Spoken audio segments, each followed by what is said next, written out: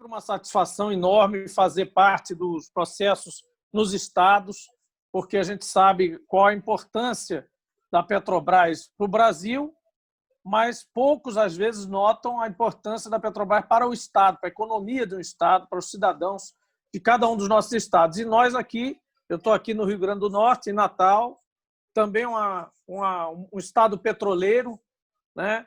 E a ideia da frente foi justamente começar pelos estados petroleiros, os estados que têm instalações diretamente, investimento direto da Petrobras. O Paraná, com certeza, é irmão estado petroleiro aqui do Rio Grande do Norte também, onde nós temos, além da exploração e produção, também a refinaria Clara Camarão e as instalações logísticas todas de terminais, bases e gasodutos e oleodutos aqui da produção da Bacia Potiguar, que envolve o Ceará e o Rio Grande do Norte. Eu queria pegar até um gancho em relação ao fertilizante, que é um dos insumos importantes da nossa economia, no caso do Paraná, importantíssimo, produzido estrategicamente por uma empresa como a Petrobras, uma opção da sociedade brasileira lá atrás, né, quando ninguém queria investir em petróleo no Brasil, quando o Estado brasileiro teve que avançar esse passo, porque o petróleo mais barato do mundo estava sendo produzido livremente no Oriente Médio, antes dos árabes se darem conta da importância dele. Então, nós tivemos aí que dar o primeiro passo. O Estado brasileiro, a sociedade brasileira se mobilizou. Avós nossos foram às ruas pedir o petróleo nosso, né? E é uma empresa que tem uma história de construção. Talvez só uma e outra empresa estatal se compara a ela, que é a Pemex, né? Onde você teve pessoas derretendo ouro, entregando suas joias para derreter para fazer a sede da Pemex no México, né? A Petrobras é muito parecido com isso. E nós vivemos um período de monopólio total até 97, onde, nesse monopólio, nós tínhamos a obrigação de suprir. A Petrobras tinha a obrigação de suprir. É bom que a gente compare e comece a desenvolver argumentos, isso é muito importante, para falar fora da nossa bolha. Nós entendemos essas coisas bem, nós lutamos por essas questões estratégicas do país, soberanas do país.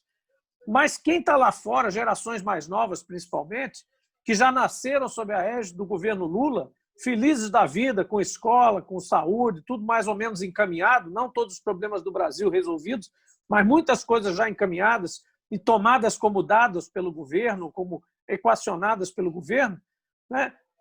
Hoje são metralhadas de argumentos de que a riqueza, a vaidade, a questão profissional, eu vou ser um grande empresário, eu vou ser um grande empreendedor, etc., tudo isso. E, portanto, todo esse raciocínio da competição, do livre mercado, vale para qualquer coisa, inclusive para o petróleo, inclusive para a energia, inclusive para a água. Privatizar a água, privatizar o petróleo, privatizar a energia.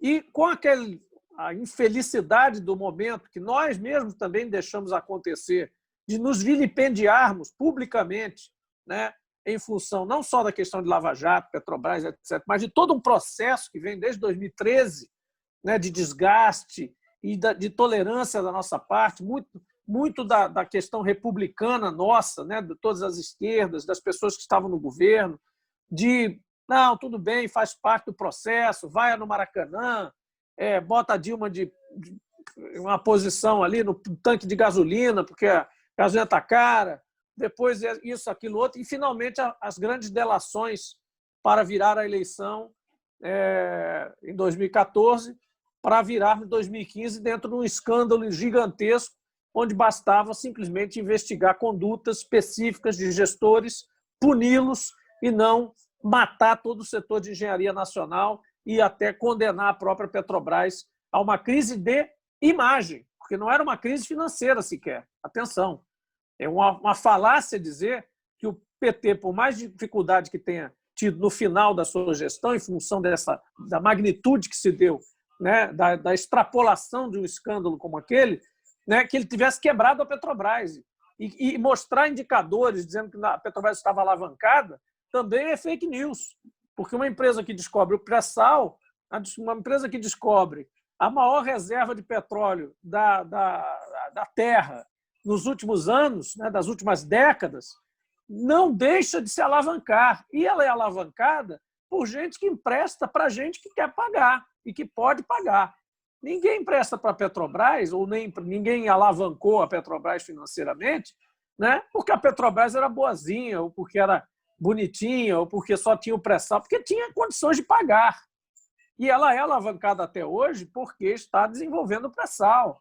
E a fase de desenvolvimento, todo mundo que sabe que é petroleiro sabe que o desenvolvimento é a fase mais cara da indústria do petróleo, até mais cara do que investimento em refinaria, muitas vezes. Principalmente quando se trata de águas profundas, plataformas gigantes para conectar vários poços com grande vazão.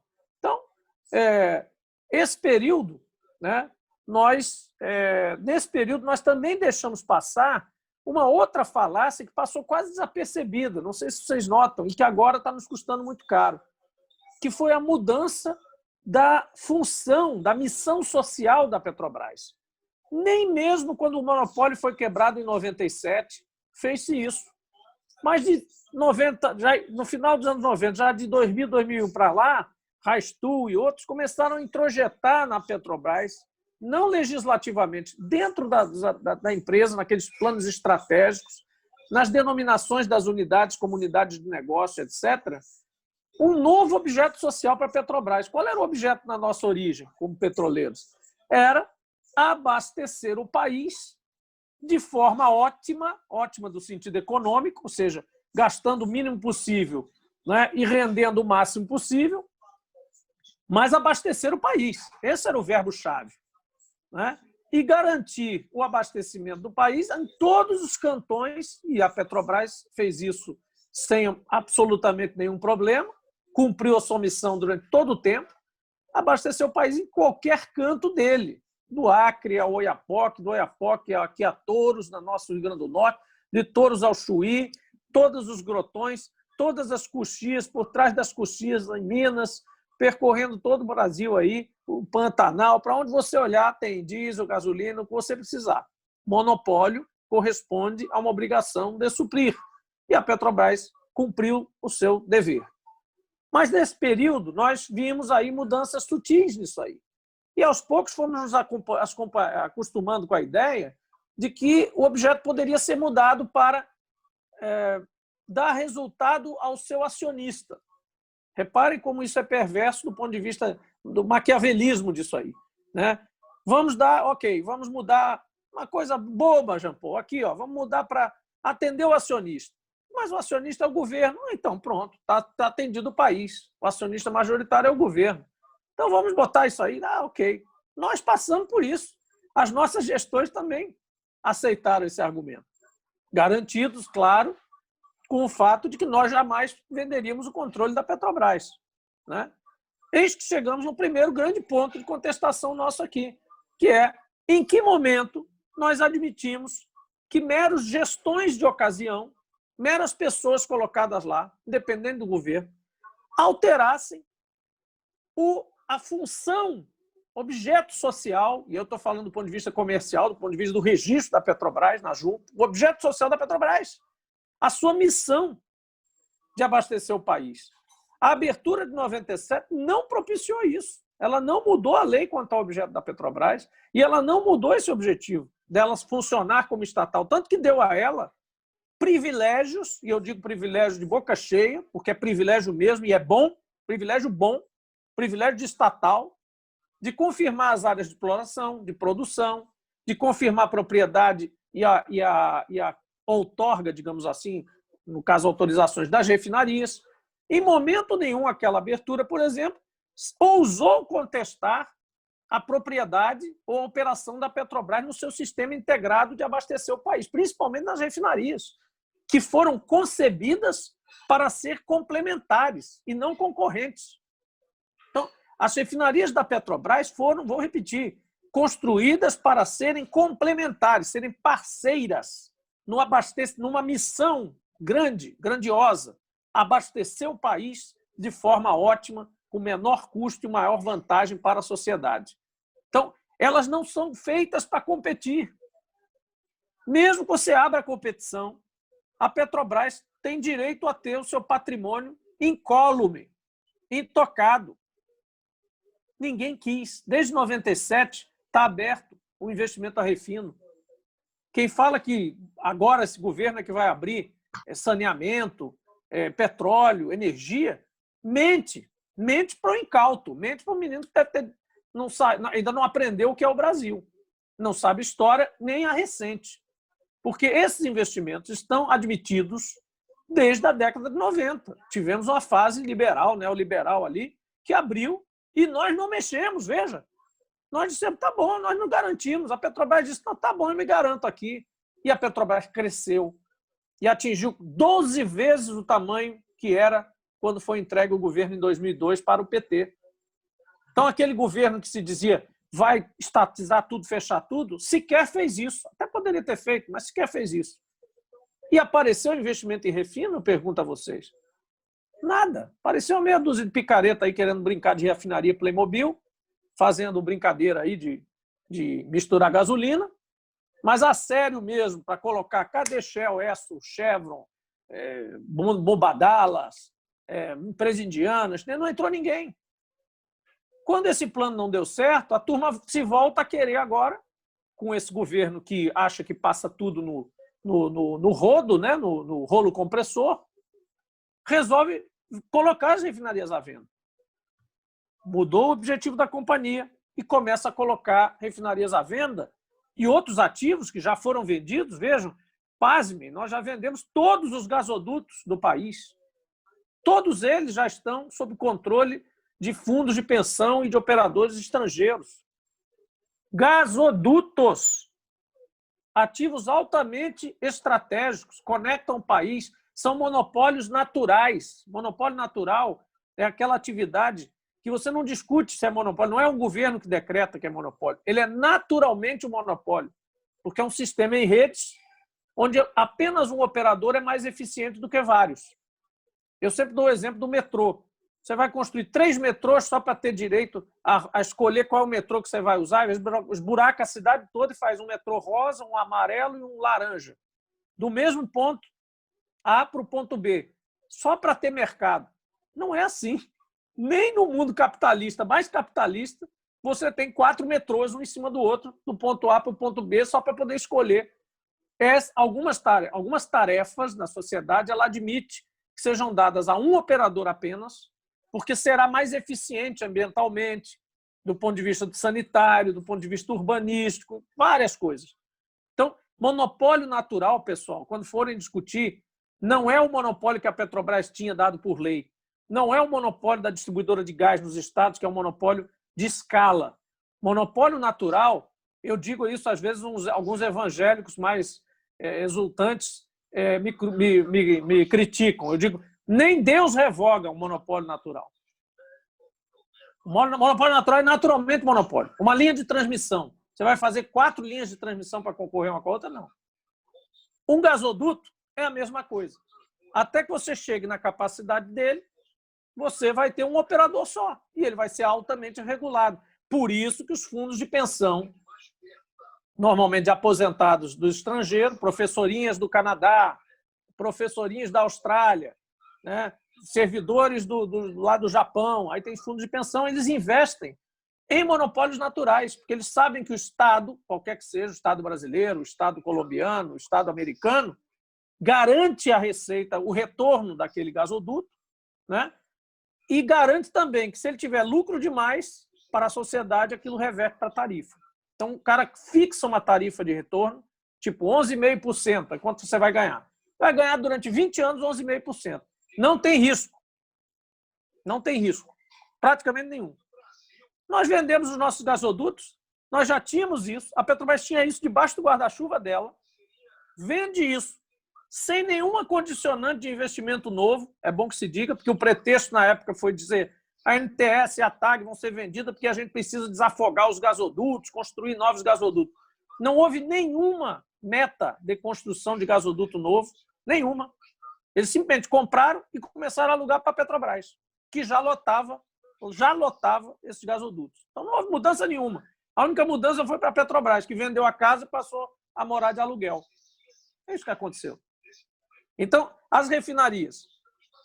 são parte da Petrobras. Vocês sabem, emitem nota aí, vocês sabem que é o mesmo CNPJ, Petrobras, Petróleo Brasileiro S.A., Petrobras, desde a época que eu trabalhava na Petrobras. A refinaria só muda o único númerozinho do final do CNPJ, que é aquele 1000 ao contrário, que vira outro número, porque é filial, mas é a mesma empresa. É a mesma empresa. Quando começaram a vender algumas coisas, eles usaram o expediente de usar as subsidiárias, vender subsidiárias. O Supremo, então, entrou, vocês lembram, e disse, não, então subsidiário tudo bem, mas a holding não pode. Já está meio errado, porque algumas subsidiárias são subsidiárias por imposição legal, não porque a Petrobras esteja exercendo uma atividade extra do seu objeto social original. É diferente você vender uma subsidiária de eólica, não faz parte necessariamente, até devia fazer hoje, mas não faz parte diretamente do objeto social da Petrobras como estatal de petróleo. Então você começa a eólica e vende uma eólica lá, só não deu certo, ou até uma atividade ancilar. Mas refinaria é a essência de uma empresa de petróleo. Não pode ser subsidiária. Gasoduto não pode ser subsidiário. Por que era? Porque a lei exigiu, por ser monopólio natural, que fosse Transpetro ou alguma coisa semelhante, fora da Petrobras S.A. A BR. A BR é o pé no mercado. A empresa integrada, ela tem cabeça, membros, tal, tem o pé. O pé no mercado é a empresa que tem posto de gasolina e loja de conveniência. É um negócio que fala diretamente com o consumidor final. Quando a gente vende a BR, a Petrobras ficou sem pé. Reparem, a Petrobras ficou sem pé. Ela não está mais. O mercado não fala mais com ela. Hoje são outros que comandam a BR. Então, péssimo isso. E as refinarias, quando entram agora, entram num sistema completamente inseguro, que você pode ajudar a convencer até o industrial do Paraná, até a Federação das Indústrias, Federações de Comércio, tem que ser chamado para dizer, olha, esse processo está todo errado. Mesmo que você quisesse vender essa refinaria e achasse, caísse na bobagem de acreditar que a Repar privada vai dar um combustível mais barato para nós, que é outra mentira em cima da própria argumentação deles, pois se estamos praticando paridade internacional, então como é que é o fato de ter uma refinaria privada ou da Petrobras, qual é a diferença se o preço é paridade internacional? Alguém vai vender abaixo do preço só porque é privada? Então, é cheio de falácias esse processo. E você chegar para uma pessoa influente, do ponto de vista até econômico, né? Além das nossas militâncias, para além dos nossos portões, e dizer, amigo, você está acreditando mesmo nisso?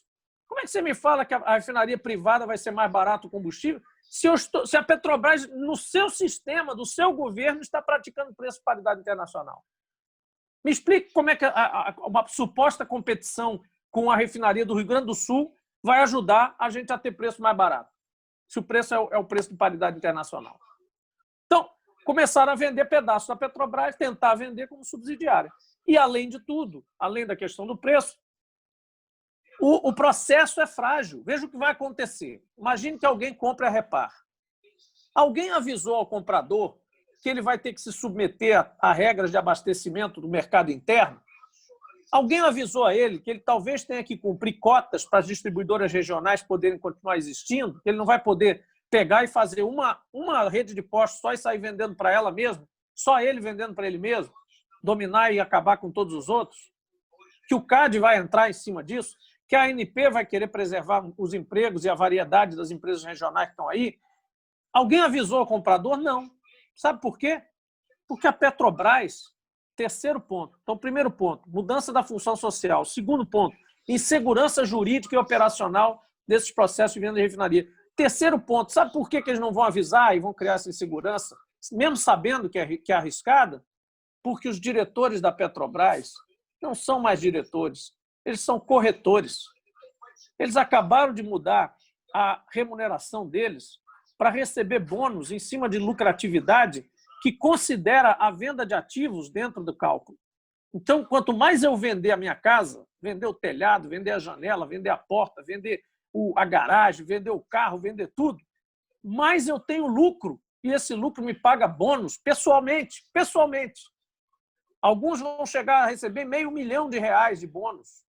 Onde é que esses caras vão estar daqui a 2 anos, depois que eles terminarem a missão de vender a Repar, vender Canoas, vender a Bahia, vender Betim, vender Manaus, vender Recife, o Suape, vender todo o Nordeste, toda a Amazônia? da Petrobras, onde é que esses caras vão estar? O lucro já vai ter sido distribuído, eles vão ter alardeado que tiraram a Petrobras do prego que o PT botou, que fizeram um lucro estratosférico, que nunca foi visto, claro, vendendo o próprio patrimônio. Até eu faço lucro assim. Isso não é gestão. Isso não é gestão. É venda de patrimônio. Então, esses caras têm um conflito de interesses direto, que a gente está, inclusive, contestando judicialmente. Eles têm um conflito de interesse direto, esse processo. Eles são diretamente interessados, a remuneração deles é proporcional ao resultado da venda. É um corretor, eles são corretores. Nós precisamos denunciar essa coisa. Quem está comandando isso quer vender mesmo. Mesmo que um consultor chegue lá e diga, amigo, é um péssimo dia para você vender qualquer coisa. Está cheio de fundo abutre aí. Ninguém está aí para comprar coisa boa agora. Só quem está aí é urubu. Porque quem está sério no negócio, mesmo uma Valero, uma empresa séria da área de refino, grandiosas aí, elas não estão olhando para cá, não, porque elas estão com os seus próprios problemas lá, com problemas de mercado, problemas da pandemia. Nós estamos no meio de uma pandemia, gente. Aí você vai botar isso aqui na bacia das almas, porque ele vai justificar na auditoria. Como eu vendi na pandemia, eu vendi mais barato. Olha como é engenhoso esse negócio. Que ele vai ganhar do lucro e vai ganhar certamente alguma coisa do outro lado lá, sabe-se lá como, por ter deprimido esse preço abaixo do preço que vale. E é isso que está sendo feito. Bacia das almas, porque estamos na pandemia. Então, meus amigos, eu acho assim, essa campanha Petrobras Fica, ela é mais do que simplesmente mobilizar a sociedade para acolher a Petrobras e dizer que a gente quer a Petrobras nos nossos estados. Mais do que falar com a sociedade isso, ela é um apelo mesmo para o próprio pessoal que depende de petróleo. E aí eu pego a carona que eu queria no Sérgio, aí na fala do Sérgio, por conta de fertilizantes é importante para o nosso agro. Então vamos falar com o agro. Cara, estão desmantelando a estrutura de fertilizante do Brasil. Nós vamos viver de fertilizante importado, nós vamos ficar suscetível aí a um dos principais insumos do teu negócio, aí vai começar a oscilar para o preço internacional. Cada pipoco que der lá no Iraque você vai aceitar a subida de preço? Porque antes a Petrobras segurava a onda, né? Combustível. Todo o nosso transporte aí é combustível, inclusive as ferrovias. Não se engane, ferrovia é diesel. Entendeu? Então, nós vamos estar suscetíveis, depois de uma autossuficiência conquistada, nós conquistamos autossuficiência para quê? Para ficar suscetível à variação do preço internacional? Então, até quem é milico e gosta de ditadura militar, pergunta para ele, amigão, o que o seu regime aí preferido fez? Lutou pela autossuficiência de petróleo.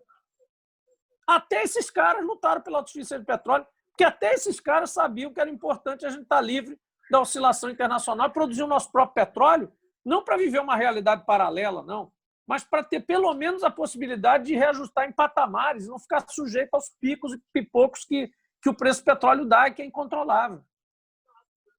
Então, nós lutamos para quê? Para ficar suscetível a isso? Porque agora a gente está vivendo o primeiro período da nossa história. Foi o Pedro Parente colocou o Brasil numa situação inédita em toda a sua história, que é preço oscilando na bomba diariamente com a oscilação do dólar e do preço internacional de petróleo, num país autossuficiente em petróleo. Nós viramos um Japão de petróleo, não tem uma gota, como se não tivesse uma gota de petróleo, não tivesse uma refinaria. Pior do que o Japão, pelo menos a refinaria tem. Como se a gente comprasse todo o nosso petróleo e todos os nossos combustíveis lá no mercado fora. É assim que nós estamos hoje. Paridade de importação é isso. Como paridade de importação. É como se você importasse 100% do que você precisa. Num país autossuficiente em petróleo, que lutou, todos os governos de direita, de esquerda, ditadura, livre, preso, tudo, fizeram para a mesma direção. Aí um sujeito vai lá e dogmaticamente coloca aquilo. O que deu? Greve de caminhoneiros. A greve de caminhoneiros acabou com qualquer possibilidade daquele governo, mesmo ilegítimo, mesmo todo errado, conseguir começar a recuperar a economia. Quando acabou o governo Temer, em quem que ele botou a culpa? Nos caminhoneiros, não no parente. Em vez de culpar o parente que gerou a greve de caminhoneiro, colocaram a greve de caminhoneiro como um biombo. E esse governo aqui agora, a mesma coisa, vai culpar Deus e o mundo. Ontem, Paulo Guedes falou que os senadores são criminosos porque abriram exceções para a gente pagar, eventualmente, realocações de servidores públicos, não é reajuste, realocações de gente que está virando à noite aí atendendo nos hospitais. Nem isso ele quer. Aí, porque a gente aprovou, derrubou o veto do presidente, ele ficou de mal lá e resolveu dizer que o Senado cometeu um crime. Agora vai ser convocado para explicar que crime é esse. Um cara que está vendendo a Petrobras, tá chamando os senadores de criminosos. Bom, para terminar, NAFTA. Não preciso falar da importância da NAFTA, petroquímica. Quer haver, mesmo que você não fale nem do cara que anda de carrinho, quer haver para o turismo, para todo o transporte aéreo nosso, o GLP da dona de casa até o industrial e o asfalto, que volta de novo para o frete. Tudo isso vai estar sujeito à oscilação do preço internacional em dólar. País que lutou pela autossuficiência. Não dá, né? Então a gente tem que sair, fica a Petrobras fica, você ir enfrentar o monstro. Não adianta falar com um coleguinha de laranja.